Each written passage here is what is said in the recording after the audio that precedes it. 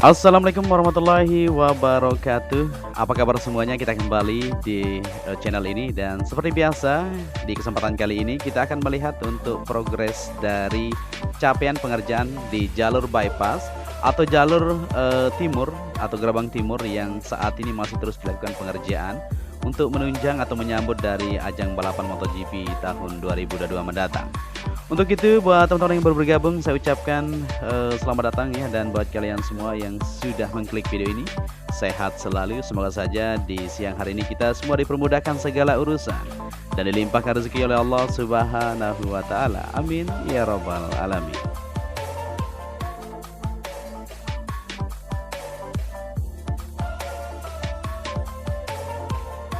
Ya, untuk segala infrastruktur seperti bypass maupun jalur-jalur yang berada di sisi sebelah timur, sebelah barat, untuk gerbang timur barat saat ini masih terus dilakukan pengerjaan lanjutan supaya semuanya bisa siap nanti untuk menyambut dari ajang balapan MotoGP di tahun 2022 mendatang.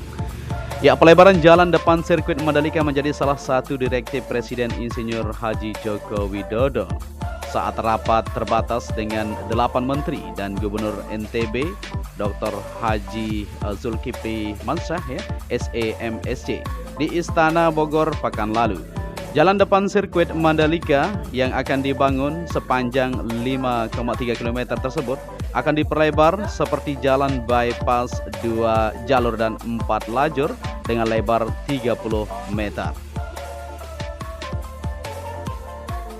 Yang jadi tantangan, seluruh pembenahan itu harus selesai sebelum MotoGP atau sebelum Maret mendatang. Januari dan Februari konstruksi harus selesai, sehingga lelang harus selesai Desember ini. Ini direktif Presiden, ujar Kepala Dinas PUPR NTB Insinyur Haji Ridwan. Konfirmasi di Mataram Jumat kemarin. Ridwan mengatakan jika ruas jalan depan sirkuit Mandalika tak tertangani maka akan terjadi kemacetan yang luar biasa saat perhelatan MotoGP 2022 mendatang. Pasalnya jumlah penonton yang diperkirakan 5 kali lipat dibandingkan saat gelaran World Superbike atau WSBK Mandalika pada tanggal 19 sampai 21 November lalu yang mencapai 15 sampai 20 ribu orang. Ia menyebutkan anggaran yang dibutuhkan untuk pelebaran jalan depan sirkuit Mandalika sebesar 100. Hai guys, aku udah beberapa bulan nih pakai aplikasi untuk mendapatkan income tambahan, yaitu Binomo. Binomo adalah perusahaan internasional yang udah lama aktif di market. Dengan app investasi trading yang adil, kalian pasti udah tahu dong bahwa kita harus pelajari atau analisa arah grafik dan menentukan pilihan kita. Dan kita bisa invest dari $10 untuk mulai berpotensi mendapatkan income tambahan. Jadi, aplikasi Binomo ini aman untuk di-download di handphone kalian ataupun digunakan di web ya guys. Jadi bisa dua-duanya. APK-nya juga tersedia di website mereka. Buat kalian yang mau invest pakai HP Android dan resmi dari tim Binomo. Aku juga mau kasih tahu, aku udah beberapa kali deposit dan narik uang di Binomo. Dan pasti aman ya guys, depositnya juga mudah dan cepat banget. Dan kalian bisa tarik menggunakan metode yang sama, seperti saat deposit. Yang pasti, Binomo juga udah memiliki metode deposit yang banyak seperti bank lokal, e-wallet, dan kris. Binomo menyediakan trading yang adil untuk semua. Untuk pemula, ada juga material pembelajaran dan ilmu analisa teknikal di platformnya. Dan juga kalian bisa pelajari dulu dengan akun demo. Yang terakhir, aku mau ingetin bahwa kalau kamu mau investasi di Binomo, kalian harus berumur 18 tahun di atas ya guys. Dan ingat, yang namanya investasi emang ada risikonya guys, jadi modal kalian bisa beresiko. Oh iya, jadi buat kalian yang udah mau coba, aku juga ada kode promo nih untuk mendapatkan bonus deposit di akun kalian. Kalian bisa klik link yang ada di description box di bawah ini. Binomo trading yang adil untuk semua orang. 40 miliar tahun 2022 ini sudah diperoleh dana alokasi atau DAK sebesar 16 miliar, sehingga kata mantan asisten 2 perekonomian dan pembangunan Setda NTB ini masih ada kekurangan anggaran sebesar 124 miliar. Untuk mengatasi kekurangan anggaran untuk pembenahan kekurangan infrastruktur pendukung jelang MotoGP 2022 dilakukan dengan 2 opsi oleh pemerintah pusat, yaitu yang pertama DAK untuk NTB ditambah, dan kedua yaitu penambahan dana APBN yang dikelola oleh kementerian terkait.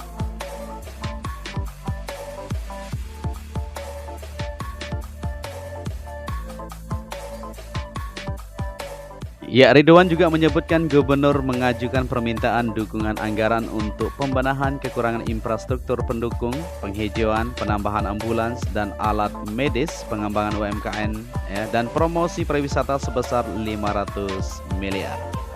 Pak Presiden sudah memerintahkan kepada 8 menteri yang hadir untuk mengakomodir permintaan dari daerah, katanya. Usulan yang disampaikan yaitu dukungan anggaran untuk pelebaran jalan depan sirkuit Mandalika. Yang kedua, fasilitas keselamatan jalan dari bypass mulai dari Kota Mataram sampai Mandalika. Yang ketiga, penataan lingkungan taman-taman yang berada di akses jalan bypass Bil Mandalika termasuk Jalan Kuta Sengkol dan lainnya. Yang keempat, penghijauan bukit-bukit yang ada di sekitaran kawasan Mandalika termasuk pengembangan UMKM dan promosi pariwisata.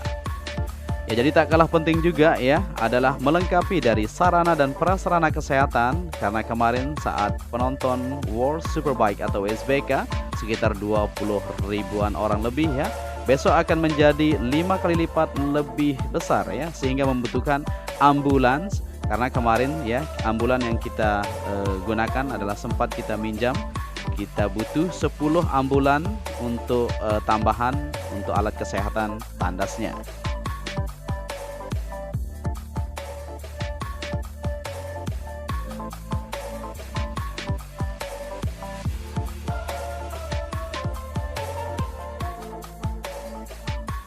Ya, jadi seperti yang kita lihat di sini di jalur timur atau gerbang timur dari kilometer 17 ya, Bundaran Sunggung, saat ini pengerjaan untuk pembetonan di bagian jalur timur tersebut menuju ke sirkuit Mandalika masih terus dilakukan pengerjaan. Begitu juga untuk pengerjaan di bagian sisi kiri dan kanannya. Untuk bagian saluran drainase saat ini sudah mulai terlihat pengerjaannya.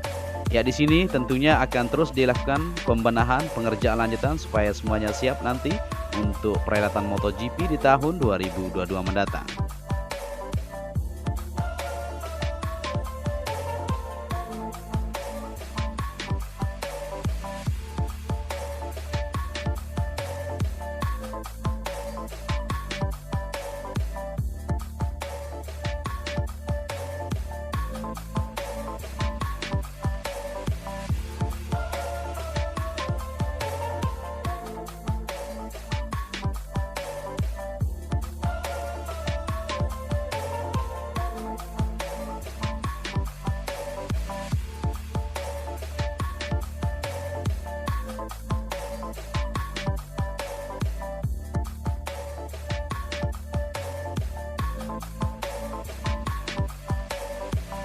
Ya, sejumlah pekerja tampak masih terus melakukan pengerjaan ya, baik dari jalan masuk gerbang barat maupun jalan masuk pintu gerbang timur.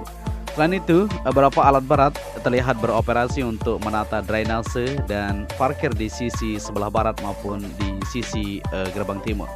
Salah satu pekerja, Suherman, mengatakan fasilitas penunjang sirkuit Mandalika yang sedang ditata seperti pemasangan pembatas akses jalan untuk pejalan kaki, drainase, penataan parkir dan median jalan di area sirkuit.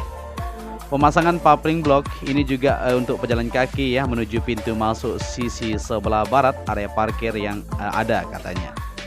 Sebelum Direktur Utama Mandalika Grand Prix Association MGPA Ricky Bahermansah mengatakan penyelenggaraan WSBK dan MotoGP, Dorna Sport turut mengapresiasi untuk jalur balap dan konfigurasi desain sirkuit Mandalika.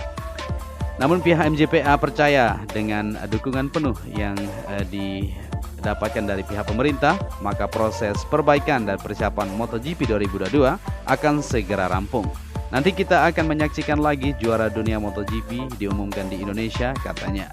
Sirkuit Mandalika yang merupakan satu-satunya street sirkuit MotoGP di dunia akan menjadi tuan rumah penyelenggaraan MotoGP Maret 2022 mendatang.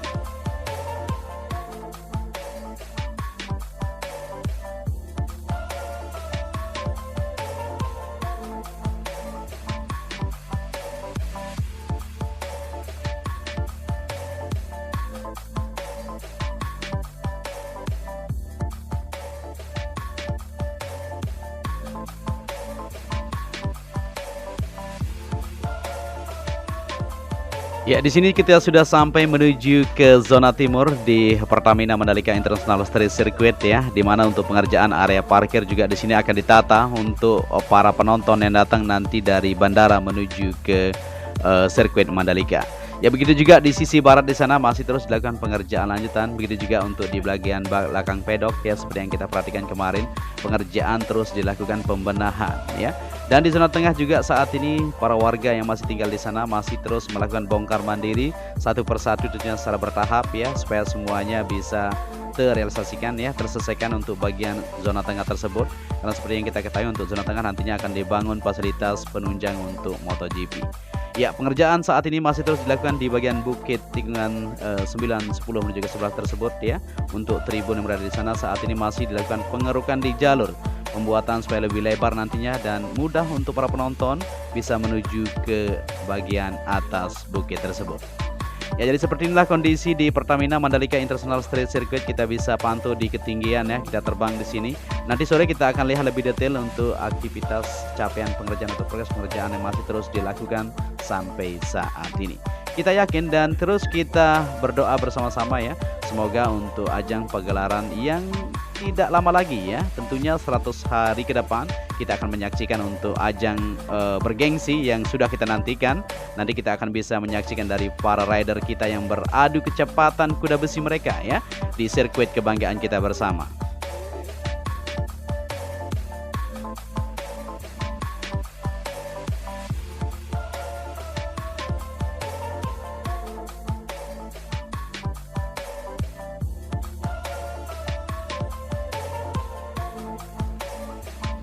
Ya, untuk saat ini pengerjaan yang akan dilakukan secara serempak nantinya di awal tahun yaitu tribun ya. Tentunya pengerjaan di bagian trek lintasan sudah selesai, tinggal pengecatan saja, akan dilanjutkan nanti di bulan Januari. Saat ini para pekerja atau tim road grip yang akan melanjutkan pengecatan di curb area atau sisi area run off yang masih belum dilakukan pengecatan akan kembali nanti untuk mengerjakan lanjutan. Kita tunggu saja dan terus kita akan bagikan video-video terbaru maupun informasi terbaru buat kalian semua supaya kita bersama-sama mengetahui dari kesiapan untuk sirkuit kebanggaan kita bersama. Ya, di sini kita bisa lihat juga untuk keindahan di sirkuit Mandalika seperti yang kita ketahui yang berada di tepi pantai. Kita bisa lihat langsung pantai yang lautannya biru, pasir putih yang sangat mempesona, tentunya menambah keindahan untuk sirkuit Mandalika ini. Luar biasa, amazing sekali ya.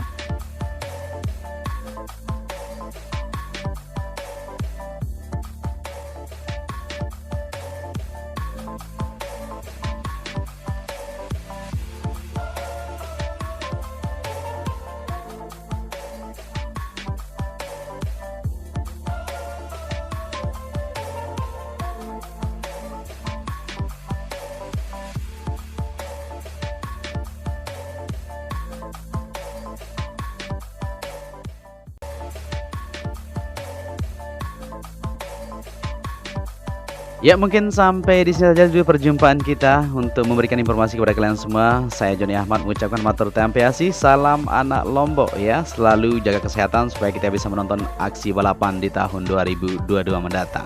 Untuk itu sampai di sini saja. Wassalamualaikum warahmatullahi wabarakatuh.